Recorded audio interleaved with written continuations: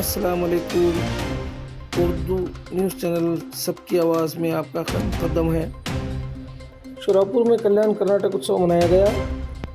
शहर शोरापुर के सरकारी दफातर, स्कूल, कॉलेजेस में 17 सितंबर को कौमी तिरंगा लहराता हुए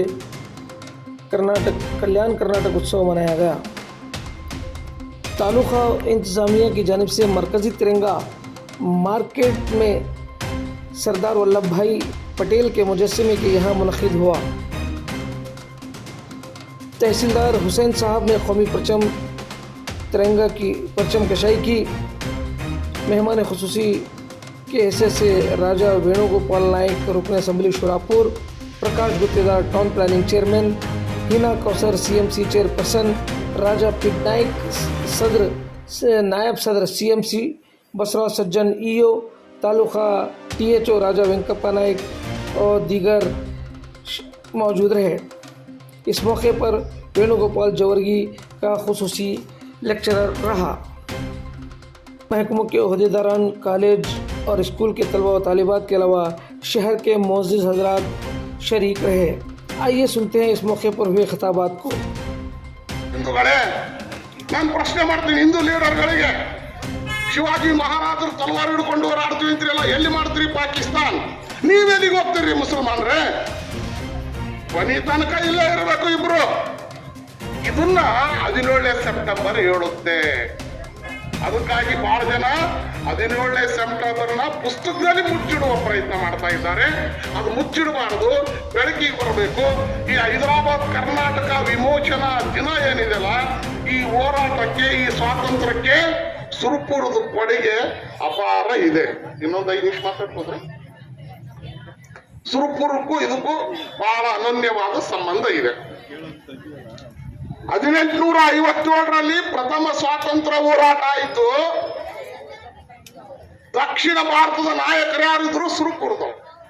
ನೆನಪಿರಲಿ ನಿಮಗೆ, ದಕ್ಷಿಣ ಭಾರತಕ್ಕೆ ನಾಯಕ ಸುರಪುರು. ಮಾನ್ಯ ಶಾಸಕರೇ, ಇದು ಕಲ್ಯಾಣ ಕರ್ನಾಟಕ ಅಂದ್ರೆ ನನಗೆ ಒಪ್ಪಿಗೆ ಇಲ್ಲ.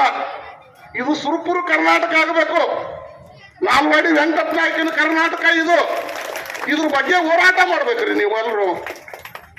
ಯಾವ ರೀತಿ ಕಿತ್ತೂರು ಕರ್ನಾಟಕ ಅಂತ ಇಟ್ಟಿವಲ್ರಿ, ಇದಕ್ಕೆ ಯಾಕೆ ಸುರಪುರ ಕರ್ನಾಟಕ ಅಂತ ಇಡ್ತಾ ಇಲ್ಲ? 1857ರಲ್ಲಿ ಪ್ರಥಮ ಸ್ವಾತಂತ್ರ್ಯ, 24 ವರ್ಷದ ಯುವಕ ನಾಲ್ವಡಿ ರಾಜ ವೆಂಕಟ ನಾಯಕ್ ಬ್ರಿಟಿಷರ ವಿರುದ್ಧ ಹೋರಾಟ ಮಾಡ್ತಾನ, ತನ್ನ ಜೀವನ ಕೊಡ್ತಾನ. ಯಾರೂ ಇರಲಿಲ್ಲ. ಆಗ ಸಂಗೊಳ್ಳಿ ರಾಯಣ್ಣ ಕಿತ್ತೂರು ಕಡೆ ಬೆಳಗಾವದಲ್ಲಿ ಹೋರಾಟ ಮಾಡ್ಬೇಕಂತಾನ, ಯಾರು ಬೆಂಬಲ ಕೊಡಲ್ಲ ಸಂಗೊಳ್ಳಿ ರಾಯಣ್ಣನಿಗೆ. ಆಗ ಹೇಳ್ತಾರೆ ಹಿರಿಯರು, ನಿನಗೆ ಯಾರು ನಿನಗ ಬೆಂಬಲ ನೀಡಲ್ಲ, ಸುರಪುರಕ್ಕೆ ಹೋಗ್ರಿ.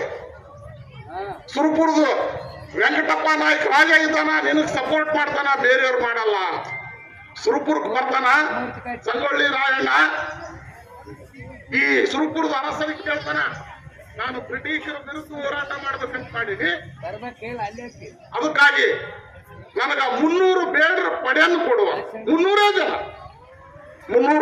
ಜನರ ಸೈನಿಕರನ್ನು ನಾನು ಕಳ್ತೇನೆ. ಆ ಫೋಟೋ ಇದೆ ರೀ, ಆಮೇಲೆ ತೋರಿಸ್ತೀನಿ. ಇದ್ರ ಯಾವಾಗ ಸಂಗೊಳ್ಳಿ ರಾಯಣ್ಣ ಸುರಪುರದ ನಾಯಕನ ಭೇಟಿಯಾಗಿ ಬಂದದ್ದಿದೆ. ಆಗ ಅಭಿವೃದ್ಧಿ ಅಂತ ಹೇಳಿದ್ರೆ ಬರೀ CC ರೋಡ್, ಡಾಂಬರ್ ರೋಡ್ ಆಗಿರ್ಬೋದು, ಅಥವಾ ಮೂಲಭೂತ ಸೌಕರ್ಯ ಅಷ್ಟೇ ಅಲ್ಲ, ಎಲ್ಲಾನು ಜವಾಬ್ದಾರಿ ನಂದಾಗ್ತದ. ಅದ್ರ ಜೊತೆಗೆ ನನ್ನ ಜೊತೆಗೆ ಮಾನ್ಯ ಅಧಿಕಾರಿಗಳು ಯಾರ ಅವ್ರದ್ದೆಲ್ಲರೂ ಜವಾಬ್ದಾರಿ ಆಗ್ತದ. ಅದ್ರ ಜೊತೆಗೆ ಇನ್ನೊಬ್ಬರು ಜವಾಬ್ದಾರಿನೇ ಅದ. ಯಾರ ಜವಾಬ್ದಾರಿ ಅಂತ ಹೇಳ್ಬಿಟ್ಟು ತಾವೆಲ್ಲ ಯೋಚನೆ ಮಾಡ್ಬೋದು. ಯಾರ ಜವಾಬ್ದಾರಿ ಅಂದ್ರೆ ತಾವೆಲ್ಲರೂ ಏನ್ ಮುಂದೆ ಕೂತ್ಕೊಂಡಿರಲ್ಲ, ತಮ್ಮೆಲ್ಲರೂ ಜವಾಬ್ದಾರಿ. ಅಂದ್ರೆ ಸುರಪೂರಿನಲ್ಲಿ ಇರ್ತಕ್ಕಂಥ ಪ್ರತಿಯೊಬ್ಬರೂ ಮನ್ಸು ಮಾಡಿದ್ರೇನೆ ಸುರಪುರ ಅಭಿವೃದ್ಧಿ ಆಗ್ತದ. ಮತ್ತೆ ಸ್ವಚ್ಛತೆ ಕಾಪಾಡ್ತೀವಿ. ಮುಂದಿನ ದಿವಸದಲ್ಲಿ ನಮ್ಮ ಸುರಪುರ ಹೆಸರು ಭಾರತ ದೇಶದಲ್ಲಿ ಹೋಗ್ಬೇಕು, ಎಲ್ಲಾ ಕಡೆ ಮೂಲೆ ಮೇಲೆ ಹೋಗ್ಬೇಕು ಅಂದ್ರೆ ಪ್ರತಿಯೊಬ್ಬರೂ ಶ್ರಮ ಪಡ್ಬೇಕು, ಅವಾಗ್ಲೇ ಆಗ್ತದ. ಯಾಕಂತ ಹೇಳಿದ್ರೆ ಈ ಒಂದು ಸಂದರ್ಭ ಏನಾದಂತ ಹೇಳಿದ್ರೆ, ಈ ಇವತ್ತಿನ ದಿವಸ ಅಷ್ಟೇ ಅಲ್ಲ, ಈ ವಿಮೋಚನೆ ದಿನಾಚರಣೆ ಏನು ಆಚರಿಸಕತ್ತೀವಿ ಅದ್ರ ಜೊತೆಗೆ 15 ಆಗಸ್ಟ್ ಆಚರಿಸ್ತೀವಿ, 26 ಜನವರಿ ಆಚರಿಸ್ತೀವಿ.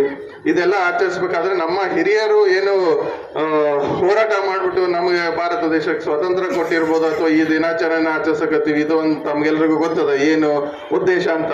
ಇದನ್ನೆಲ್ಲ ಹೋರಾಟ ಮಾಡಬೇಕಾದ್ರೆ ನಮ್ಮ ಹಿರಿಯರು ಏನು ಮಾಡಿದ್ರು, ಒಂದು ಮುಂದಾಳತ್ವ ಅಂದ್ರೆ ಒಂದು ವಿಷನ್ ಇಟ್ಕೊಂಡ್ಬಿಟ್ಟು ಇದರೆಲ್ಲ ಹೋರಾಟಗಳು ಮಾಡಿದ್ರು. ಇವತ್ತು ಒಂದೇ ದಿವಸ ಅಲ್ಲ, ಹಲವಾರು ಆಚರಣೆಗಳು ಮಾಡ್ತೀವಿ ನಾವು.